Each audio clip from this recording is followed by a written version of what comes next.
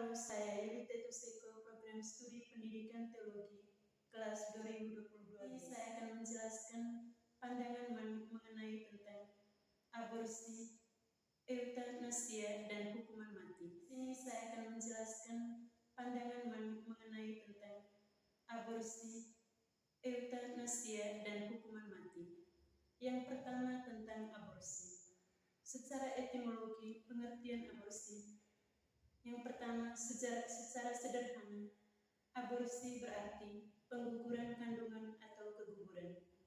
Secara umum, aborsi diartikan sebagai pengguguran kandungan, yaitu dikeluarkan janin sebelum waktunya, baik sengaja maupun tidak. Ada dua macam aborsi, yaitu aborsi spontan, di mana aborsi secara sengaja tanpa intervensi tindakan medis, dan aborsi yang direncanakan, di mana melalui tindakan medis dengan obat-obatan saja, atau tindakan bedah, atau tindakan lain yang menyebabkan pendarahan lewat vagina.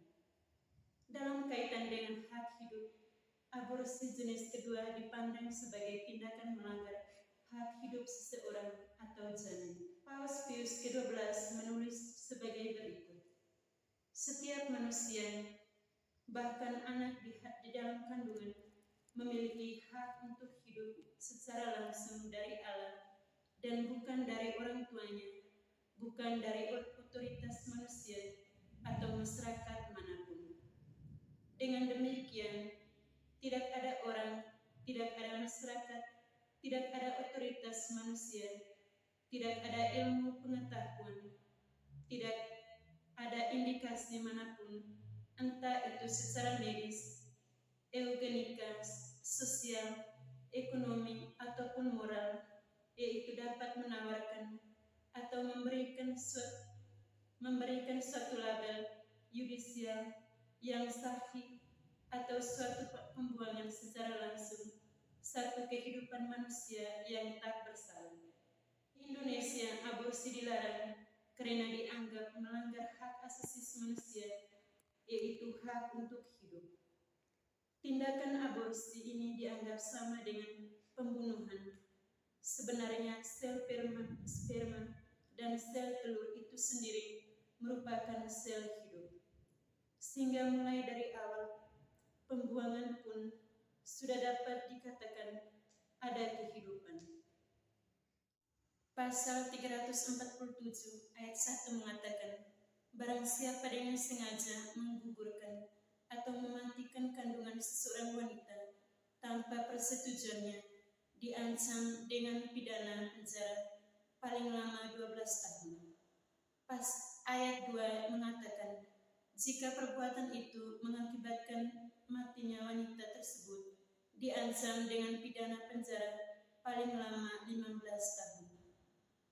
Pasal 348 ayat 1 mengatakan, barang siapa dengan sengaja menggugurkan atau mematikan kandungan seorang wanita dengan persetujuan, diancam dengan pidana penjara paling lama 15 tahun. Ayat 2 mengatakan, jika perbuatan itu mengakibatkan niatnya wanita tersebut, diancam dengan pidana penjara paling lama 7. Pasal 349, jika seorang dokter, bidan, atau juru obat membantu melakukan kejahatan berdasarkan pasal 346, ataupun melakukan atau membantu melakukan salah satu kejahatan diterangkan dalam pasal 347 dan 348, maka pidana yang ditentukan dalam pasal itu dapat ditambah dengan 1/3 dan dapat dicabut hak untuk menjalankan pencarian dalam mana kejahatan dilakukan. Keempat pasal di atas menegaskan aborsi sebagai tindakan yang dilarang melakukan oleh siapapun.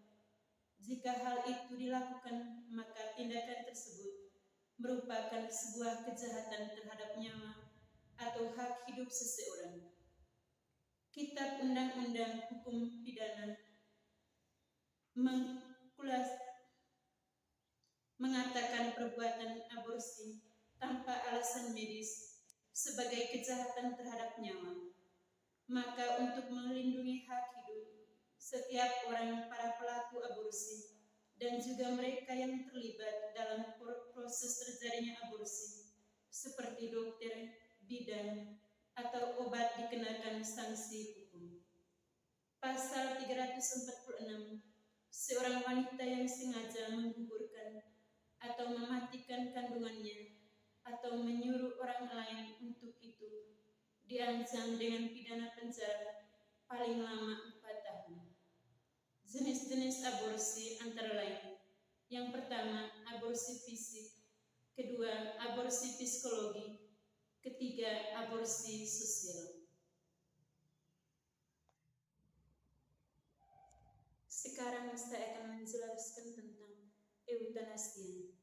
Eutanasia sering disebut juga sebagai suntik mati, adalah tindakan sengaja mengakhiri nyawa seseorang yang sedang sakit parah atau menderita tak tertahankan, biasanya atas permintaan pasien tersebut.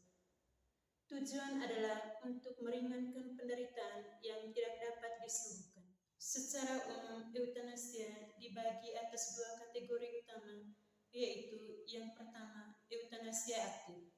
Eutanasia aktif melibatkan tindakan langsung untuk mengakhiri hidup seseorang, seperti memberikan obat-obatan atau zat berbahaya lainnya dengan tujuan untuk mempercepat kematian pasien.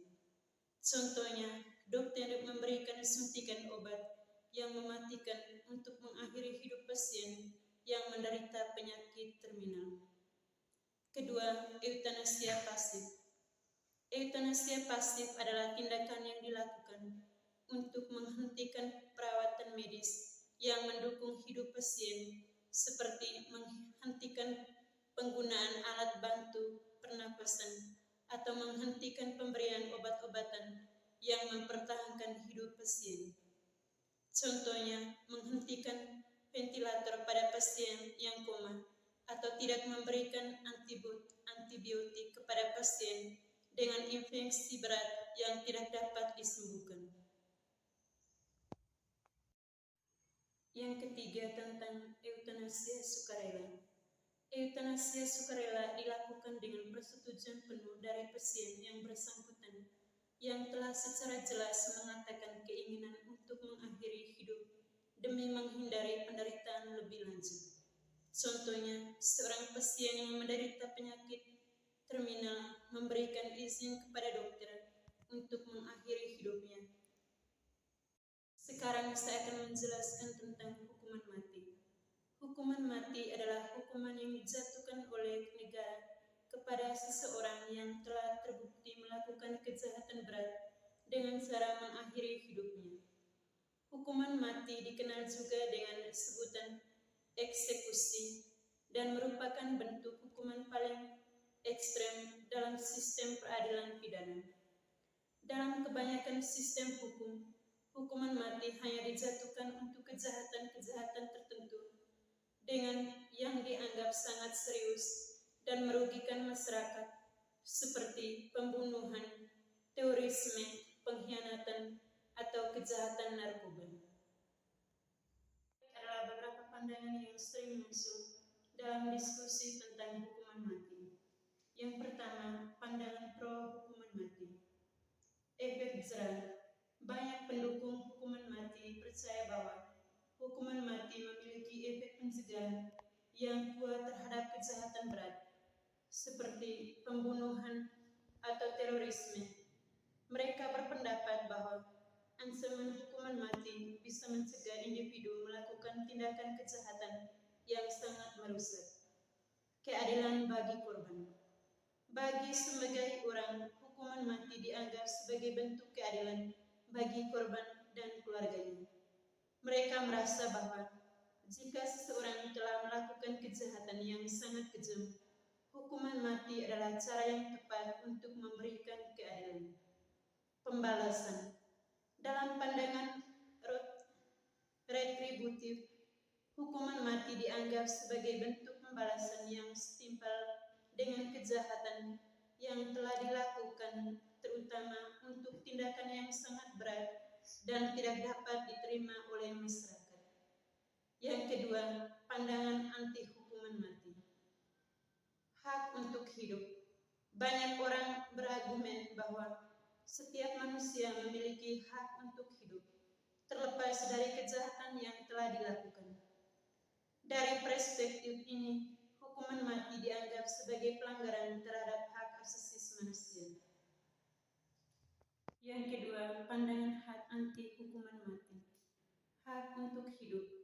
Banyak orang berargumen bahwa setiap manusia memiliki hak untuk hidup, terlepas dari kejahatan yang telah dilakukan. Kesalahan pengadilan.